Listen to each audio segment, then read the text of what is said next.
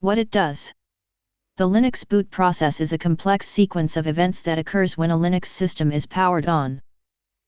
It involves several stages, including the BIOS/UEFI firmware, GRUB bootloader, initramfs, and systemd. Understanding each stage is crucial for troubleshooting boot-related issues. BIOS/UEFI firmware stage. Command/example. Breaking it down. The BIOS/UEFI firmware is responsible for initializing the hardware and loading the bootloader, GRUB. It checks the boot order, loads the bootloader, and passes control to it. Common mistakes. Incorrect boot order, outdated BIOS/UEFI firmware.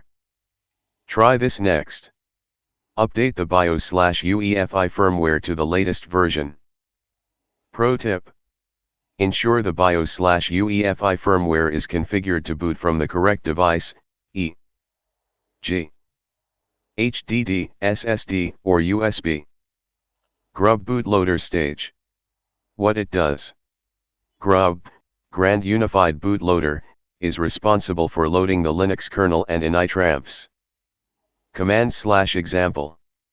Breaking it down. GRUB reads the configuration file, /etc/default/grub, loads the kernel and initramfs, and passes control to the kernel.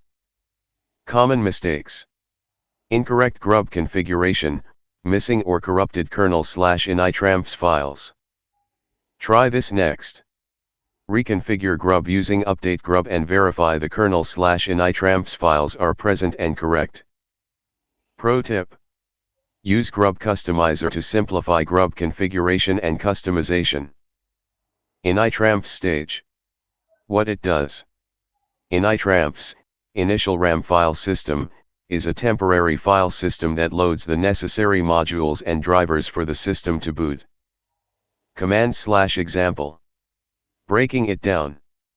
Initramfs loads the necessary modules and drivers, mounts the root file system, and passes control to systemd. Common mistakes. Incorrect initramfs configuration, missing or corrupted modules/drivers. Try this next. Reconfigure initramfs using update initramfs and verify the necessary modules and drivers are present and correct. Pro tip. Use initramfs to inspect the initramfs contents and verify the necessary modules and drivers are included.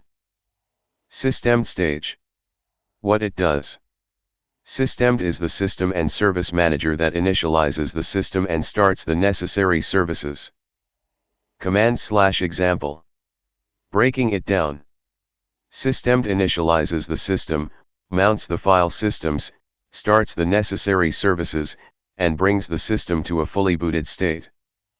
Common mistakes. Incorrect systemd configuration, failed services. Try this next.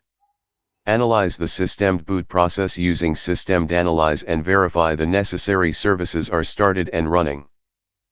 Pro tip.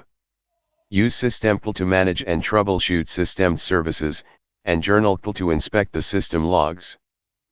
Troubleshooting GRUB failures. What it does. GRUB failures can occur due to incorrect configuration, missing or corrupted kernel/initramfs files, or hardware issues. Command/example. Breaking it down.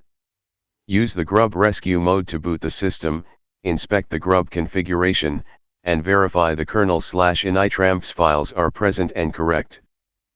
Common mistakes. Incorrect GRUB configuration, missing or corrupted kernel/initramfs files. Try this next. Reconfigure GRUB using update GRUB and verify the kernel/initramfs files are present and correct.